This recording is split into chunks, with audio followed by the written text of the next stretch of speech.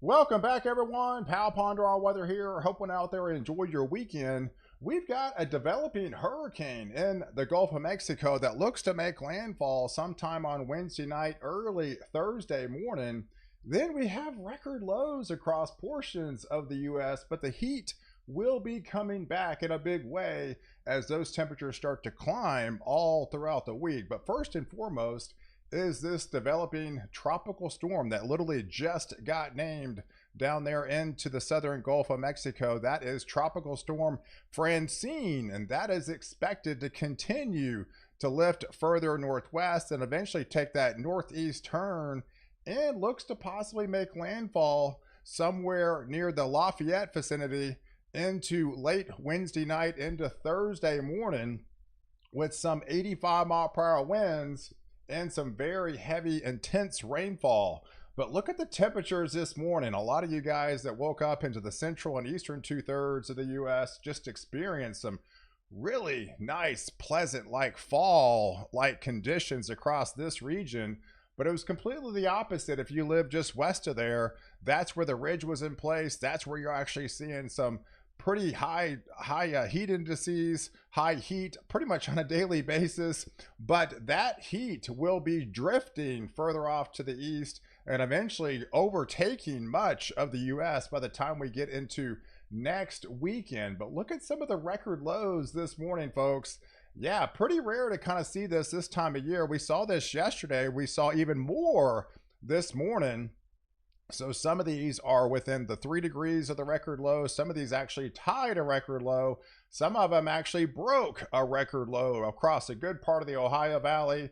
Much of portions of Virginia back into the Carolinas reached as far south as into Arkansas. And even portions of Texas actually saw some pretty low temperatures this morning as we're getting into fall, folks. So this is some of the fall foliage that some of you guys are actually kind of seeing already. You're going to start seeing more of that. This is potential predicted fall foliage map as of coming up on Sunday, September the 15th. Yeah, some of these areas, the leaves are going to start changing. Of course, this will only enhance as we get deeper into September and especially into October and eventually sink further south in that first week of November. But right now, we've got Tropical Storm Francine. This was just got named. It was potential tropical cyclone 6. It finally has a center, so now it's 50-mile-per-hour winds, and it's continuing to move that north-northwest trajectory. But eventually, as we head into tomorrow, it's going to feel the effects of this trough that will be coming in, and that's going to be slowly taking that northeast turn, but also getting stronger. And that's one of the reasons why this storm has shifted further east and actually shifted even further east now. Now it looks to come ashore near the Lafayette, Louisiana vicinity late Wednesday into maybe early Thursday morning as an 85-mile-per-hour hurricane. What's interesting, remember Debbie came in shore 85 mile per hour, and then we also had the other storm that came in at 85 miles an hour. So we had two hurricanes already at 85 miles an hour, and this could be yet another one that makes landfall as another 85 mile per hour hurricane. But as we head into tomorrow, this is Tuesday. Again, this is kind of moving north-northwest. It'll eventually kind of take that more northerly turn and eventually northeast. So you're basically going to be clipping the areas of the coastal regions of Texas. So you are going to be getting briefly at least some heavier rains in the Brownsville vicinity back in Victoria, in and around the Galveston area, Beaumont, Port Arthur, Lake Charles, basically the entire coastline. Because remember, most of the activity with a developing storm is right front loaded. So you see all the soupy, wet air mass just to the right of there, but very dry on the backside. That's typically where you get the sinking air side. That's also one of the reasons why once Francine moves out of the way, those temperatures are going to start to soar with that sinking air that will be coming in on the backside. So right now we've got that developing storm. It will likely keep intensifying as a stronger tropical storm, and then likely sometime tomorrow develop into that hurricane as it continues drifting northeast into the Gulf of Mexico, getting a lot closer to Louisiana and the Texas coastline by the time we head into Wednesday. So that's going to be an interesting day, because that's more of a kind of a transitional day. Remember all the heat that's been baking much of the West Coast? We finally have a trough that will be entering those areas across the Pacific Northwest. That's going to be putting the brakes on that heat dome, but it's also going to be shifting it further into their central and eventually eastern 2/3 of the U.S., while much of the western regions slowly start to cool down as well. So those triple digits will be no more out there. But right now, here's the heavier rainfall will likely unfold with what used to be tropical, potential tropical cyclone 6, which is now officially tropical storm Francine. Yes, we still could be getting the outer bands. We're seeing the outer bands, not landfall, but outer bands of heavier rains in the Brownsville region, Corpus Christi, they're into the, Galveston, areas of, like, say, Beaumont, Port Arthur, and around the Lake Charles region, all the way to New Orleans. And if anything, this is likely going to be shifting a little bit further east. So basically, as the storm, if it gets stronger, it's naturally going to be pulling further east. If it remains on the weaker side or not as strong, it's going to remain a little bit further off to the west. So as with every update, the storm has looked to be able to increase in intensity. That's why we're seeing the eastward shift with this system, and that's going to be putting more areas into Mississippi, into Mobile, and back into, say, Pensacola, destined into play with the right front quadrant with some heavier rains, the heavier rains shifting further off to the east. So right now, if you kind of break it down, the official track is from the National Hurricane Center to take it up to 85 miles an hour. Now, yes, there are some models out there that actually take it to a category 2, and we'll have some of the reasons why that may actually come to fruition. There's going to be a small window right now.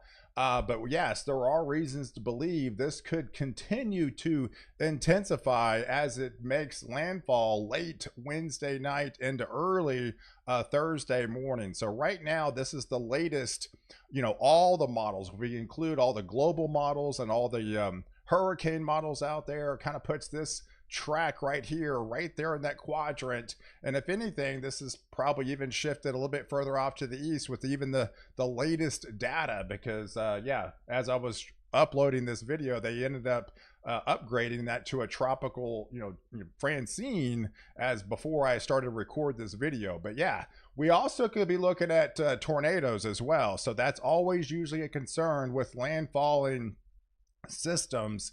And that's going to be another concern with this one, as we have, back into Lafayette, into the New Orleans region, into Mobile, Gulfport, those areas into Pensacola.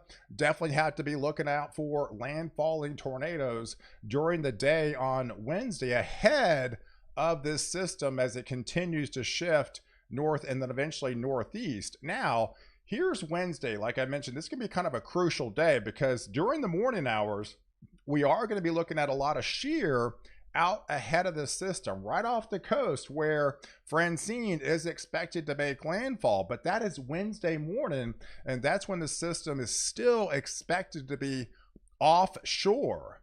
Now, timing is everything, right? So as we move throughout the day, this shear looks to subside and move out, allowing for that window to possibly continue to strengthen into even possibly a stronger hurricane.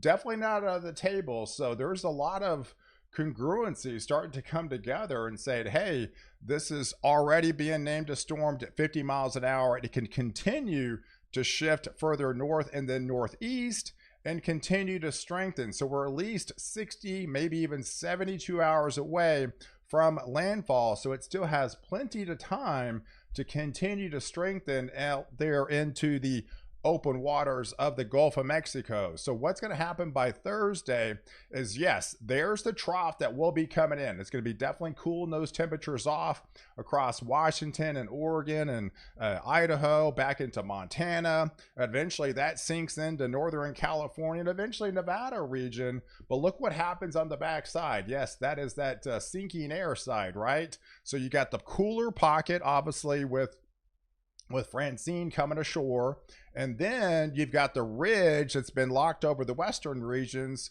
moved out because of this troughs coming in, but that's also building and intensifying the heat dome back over portions of the Dakotas, Minnesota. Places like Minneapolis could approach 90 degrees, folks. Yes, you're going to be warming up in a big way across Wisconsin into Michigan, and that heat will only intensify further into the Central Plains and back into Texas again once this moves out, with a lot of sinking air on the backside. And typically that is the warmer, drier side, and it heats up really quickly. So if we break down the precipitation front over the next 5 days, it kind of looks like this, right? It takes, you've got the heat dome building out, out west, replaced with the trough. And then underneath the ridge of high pressure, you just got a lot of sinking air. So you got little next to no rainfall. All the precipitation's trapped on the far eastern portions of Texas. That pulls into Illinois, but higher amounts obviously where Francine is. And this, as it comes ashore, you're still going to get rain into areas along the coast of Texas, but especially the heaviest amounts will likely lead through Louisiana, Mississippi, and Alabama into the Florida Panhandle. And since this is more or less right front quadrant loaded, it would pull the heavier rains further north into Arkansas, into Tennessee, eventually into Illinois, and eventually it maybe even next weekend swing into Wisconsin, into Michigan. By there is just a little bit of a rain showers by then. But right now, I think the European has the best kind of guidance on this. Right now, it takes it into a more of a 80-85 mile per hour hurricane right there into the Lafayette vicinity. So as we continue to pull those higher wind gusts through the 50s all the way up to Mississippi, and that extends into portions of western Tennessee as well before it starts to wind down once it goes up there towards Illinois. But the heat will be coming back. This is the weekend, folks. Much of the U.S. has experienced some really nice, pleasant-like conditions, fall-like conditions for a good part of the central and eastern 2/3. That's going to go bye-bye, and that ridge of high pressure is going to be coming back, and those temperatures are going to be soaring again across a good part of the country, while much of the western regions start to cool down as well. So that's a welcome sign, but it also is going to open up the Gulf of Mexico, and it's also going to bring the humidity back, unfortunately, for these areas across the Central Plains, especially into Oklahoma and Texas, where you could be looking at, I know this is the last thing you want to hear, is triple-digit heat indices coming back into play for this upcoming weekend, where you're going to be dropping into the 60s with the rain-cooled air mass by then into Wisconsin.